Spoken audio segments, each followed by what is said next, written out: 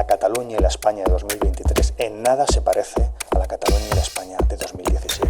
L'independentisme creix i que ja té el 52% de vot directe a partits de candidatures explícitament independentistes.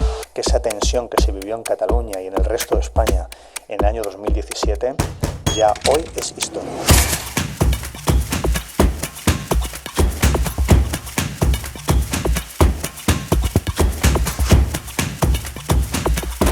Se ha pasado página. Hoy el futuro es el diálogo, es el entendimiento.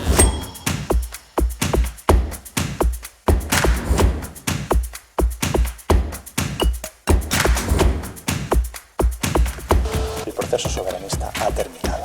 Y quien quiera estar en el problema y no en la solución, perderà. Que abandonin tota esperança aquells que ens demanen que ho deixem córrer, que hem de superar el dol o que hem de girar full.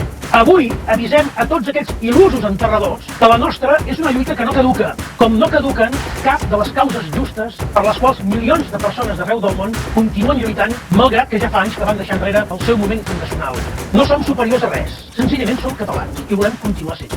De la mateixa manera que tots els pobles mereixen respecte i dignitat pel fet de ser pobles. Tot això ho sabem, que no ho aconseguirem mai dins d'Espanya. I si algú s'hi resigna, nosaltres.